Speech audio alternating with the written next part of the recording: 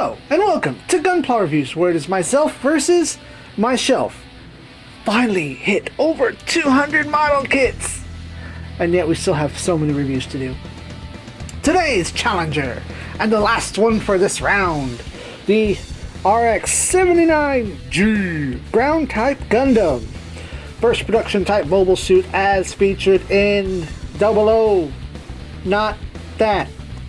The 8th MS team. Thank you very much for I got it wrong. So as is tradition, let's take a peek at this manual real quick. This kit was the original release made in the year of our Bandai Lords, 2007. On the back here we've got our color guide and some poses and the gimmicks, of course, the one thing that is very much adored for. Inside the panel we've got the typical blurb, some gimmicks going on, a very famous pose for the kit, dialogue about the features and the storage, and on this other side of the color we have the backpack and gun assembly and setup, as well as some blurb probably about the show itself and the use of the mobile suit during the series. Page 1, warnings and runners, as is tradition. Page 2, we have, come on, I'm trying to do this nicely, alright. We've got some arm and shield assembly, gun, more gun, torso and backpack holster. Over here we have more of the arms, torso assembly followed by the legs, and down here we have final assembly, the hands, action base adaptation, storage for beam sabers, attachment of shield, which I didn't grab that shield connector out. I might have to do that here in just a second. And final assembly with the waist unit. So here we have our boy, the ground type Gundam. Classic red, blue, white, and yellow.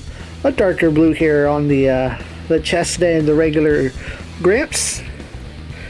Boy's a little dusty, as is my lack of keeping them undusted. I really need to get something. I heard word that you could use the what am I trying to say here? Like an empty nozzle for an airbrush to just dust over things and it'll be fine, and also cheaper than buying canned air. I'm lazy, but y'all know this. So here we have articulation, the most important thing. Up here at the head, he's got some wiggle there, so not much up, not too much down. Rotate the board completely, that full exorcist twist. A little bit of side to side, but he does not have the giggity action. At the arms, full rotation at the shoulder, unhindered. His legs are splitting because I'm pressing down on him, so I don't know if that's an issue with my assembly or with, you know, kit weakness, considering the age. Here at the bicep, you get traditional full twist, and even though I left the hands off, regular ball and socket hand. The move. The elbow here, we get a, ooh, for 2007, that's one heck of a bend. I like that. That's good boy. And then at the arm, flat out, we go up very high. As you can see here, past the shoulder, there's an internal gimmick where the shoulder comes up with plenty of room. That's double hinged shoulder.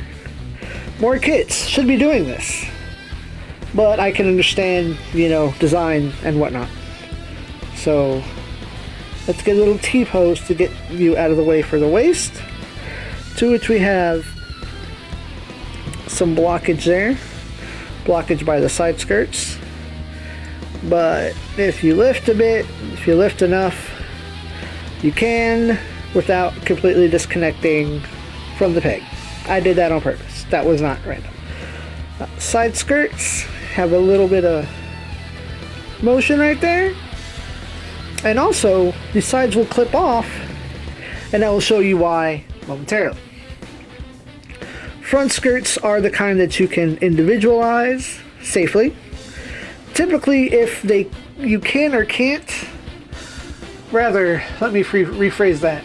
Typically, if you can, I will, unless it just doesn't look or feel safe to do so. So with the side skirts out of the way, we get kick to the front. Uh-oh, I have popped the crotch off of there. Fine. 1 second while I replace it. Matter of fact, we can see right here that it was designed separately and it wasn't split. So, good on me for showing that feature. Alright. I was trying to say no back kick because standard butt flap. But this will let us show a nice full knee bend and some extensive wiggle at the feet, but no foot flex, and just back and forth on the foot armor. Bam! Very nice and flexible kit. Well done, sir. Very well done. I can only imagine that your successor is just as good. But briefly, we have a few stickers here on each leg back here. If we pop this backpack off very carefully, we'll see one on that butt flap. We have one right here, which you are very rarely going to see considering. Up here on the chest, you've got this little triangle, which I hate these little triangles. Let's try to get up in there with the lights. As you can see, the triangles are never printed perfectly lined up, and it's just a bother. Now I could paint that, but straight build. I'm straight build scrub lord. This over here is also sticker right here. It's just yellow lines. I like to get there and like kind of crease it in, usually with my fingernail, so it follows the shape that was imprinted, so it looks a little less stickery. As is tradition, you have the eyes, the head camera, and the back of head camera. There are another set of stickers available. They are the clear type numbers that you can put on the shield. I chose, for clearly no particular reason, this number 64. So, now that we've got that, we're gonna set our boy aside with his one hand and complain about the one hand later. Stored away in the legs are your beam sabers. I'm not going to bother to take him out. You get 2 beam sabers and 2 sticks. Standard peg sticks, nothing special about these. Just pop that right off. Slap that right in there.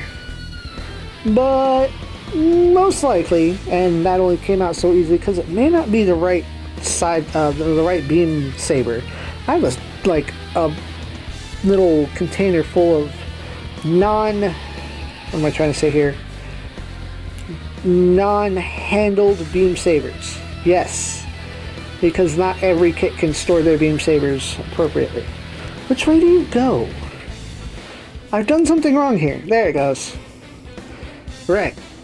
So, beam sabers. Nobody cares. Here's a complaint. You get 3 hands. You get one holding hand, another holding hand, and a trigger hand. You know, the trigger hand. But only 2 backs. 2 of these for 3 hands. That's not a good look. I hate that. I absolutely hate that. That is like the worst and the laziest thing. Boy comes with a bullpup machine gun, Has the shoulder stock there, rotating stock, extra control handle there, and right here, this comes right off. Now that is supposed to simulate an ammo pack, so your boy, the ground type, has extra ammo packs on the side skirts, and they all fit. They all fit on there perfectly. I just don't see a reason to take them off. So, bullpup machine gun. Everyone likes a good machine gun. We have here the shield, of course. Has a folding stand there, so if we move him back, the shield will stand all by itself. Comes with, and we'll plug it in on this side, regular 3mm peg, which slots in like so. And it can rotate from there. Also, you could slot it in on the back of the arm. I appreciate that Bandai takes this into consideration. I just don't like that you put it on the back, you get this extra this. And it's kind of a pain in the butt, but that's personal gripe. No points against it for that. Now, part that matters the most. Here, the backpack. It has articulation. We have 2 clamps that come up this way, a clamp that comes down here with a bit of an extension because you need to fit the backpack in. It's got 2 plugs that'll go right in there and just kind of give everything a nice little squeeze. You'll kind of feel it fit itself into place. It's got a trio of plugs back here, and I think there might be some adapters out there that allow you to go from the new age 2 plug to the 3 plug. So that'll squeeze right in there. But we're gonna slide this out because even this is articulated. Box goes up, box comes down. Oh look, a nice big ammo pack. And then you just slide this tray out right here. Well, I only pulled a piece of it out. Slide the tray out, thank you. And here's where the other hand is. I simply left it on there, so you've got the trigger finger with the back of the other hand. Very rude, I hate that. You have this big chunky boy right here. The handle and that will slot right in together. The barrel will assemble as such. And then you can see there's kind of a, it doesn't show very well here, but there is a shape. There is this keyhole shape. It's a keyhole shape right in there. And you just get that lined up in there, whichever way it's supposed to go. Bam. You have the big gun. The gun that the ground type is so famous for. It's got a nice handle up here, which I guess you could set it to grab, but the important part is that it has this extra handle. So you get that right in there perfectly. And then, as is tradition, you can get him kneeling down.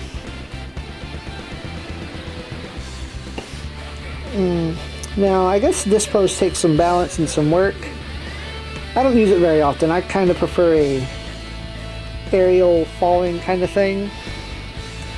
Like, oh, I was falling, but I'm shooting back up the air at you. Oh no, I've disassembled the hand. Well, you're gonna hang out that way for the time being. That's what I was missing. I knew I was missing a piece. I forgot to plug that in there. So let me go ahead and reassemble this hand for show. I guess this is a good time to show. It's got 2 pegs, so I've broken a fair amount of these hands. You know, reposing and reposing, you know, models that have that sort of trigger finger style where it's the thumb and fingers. It's upsetting when you break part of your kit. because of, I guess you could call it wear and tear, but really it could have probably just been designed better. See, it's already falling apart. What the heck is going on here? I'm gonna get in the light and solve this problem, because that is an issue. I didn't have any issues beforehand, but then again, when your kits sit on the shelf unposed for 6 months, unmoved, it likes to cause a problem. They call it the curse of the Let's Player. For fuck's sake, man, get it together. There's no reason it should be constantly falling right back off like that. So look, all right, you've lost points. You've lost points for live difficulty with the hand. Because if I'm having a struggle with it, who is to say my fellow builder will also not have the same struggle? Bam. There. And then shield. Sure. We don't touch. So. And the backpack. Done. So that is the original 2007 ground type with everything that it comes with. Comes with everything you see here. Batteries not included. Okay, stupid jokes aside, we here at ZEON say pass on it. It's got a few faults here. The hand was giving me a personal problem. The stickers maybe were an issue? Not really, but that's just a personal gripe. There's really nothing wrong with this kit whatsoever, except the revive.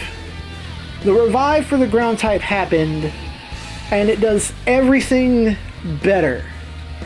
I don't own the original, but here, this knee piece right here, that is 2 pieces. It's been re-engineered, it's got better color accuracy, the stickers are probably better, there's probably a little bit better engineering in both the hands and the gun. It, to my knowledge, is an overall improvement. Therefore, I only suggest getting this over the other one if there is a significant cost difference. If the new one is $20 and this one is $15, you're not losing much except for a little color accuracy and maybe some older engineering techniques. But yeah, like, pass on, not a hard pass, but certainly a pass. It's not bad, but you can pass on it.